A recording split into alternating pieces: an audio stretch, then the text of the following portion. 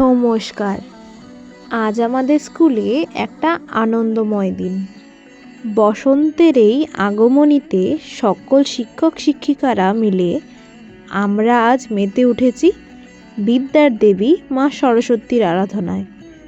সকাল থেকেই স্কুলের প্রাঙ্গণে উৎসবের সাজে সাজতে। আজকের দিনটা ছিল খুবই স্পেশাল। বাইরে ঠান্ডা হাওয়া আর স্কুলে একটা আলাদা উৎসব। আমরা সবাই টিচাররা মিলে কাজে নেমে পড়লাম।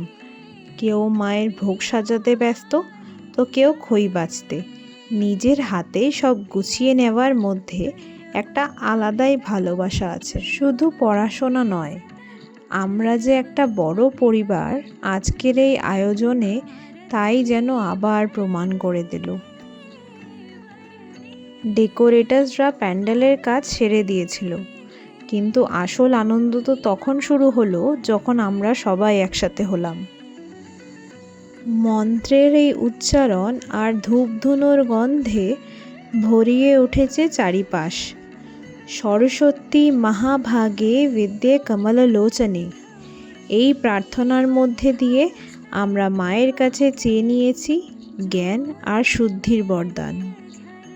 আজকের এই দিনে বই খাতার কাছে ছুটি, সবাই মিলে শুধু মায়ের চরণে অঞ্জলি দেওয়ার অপেক্ষায়। এরপর এলো সবচেয়ে ভালো মুহূর্ত, যেটা কিনা ফটো সেশন। ফটো সেশন না করলে কিছু যেন অধুরা মনে হয়, মানে কিছু অসম্পূর্ণ থেকে যায়। তো ফটো সেশন তো মাস্ট।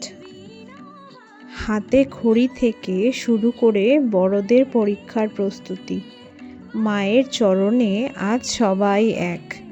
সাদা শাড়ি, হলুদ শাড়ি, বিভিন্ন রঙের শাড়ি আর পাঞ্জাবিতে পুরো স্কুলের প্রাঙ্গণ যেন একটা ছোট বসন্ত উৎসব হয়ে উঠেছে। সবারই মিলেমিশে কাজ করা আনন্দকে যেন দুগুণ বাড়িয়ে দেয়।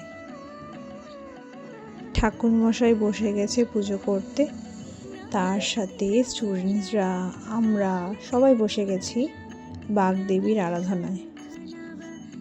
আমাদের এবারের সরস্বতী ঠাকুরের মুখের আদলটা খুব মিষ্টি হয়েছে, দেখলেই এত স্নিগ্ধ লাগে।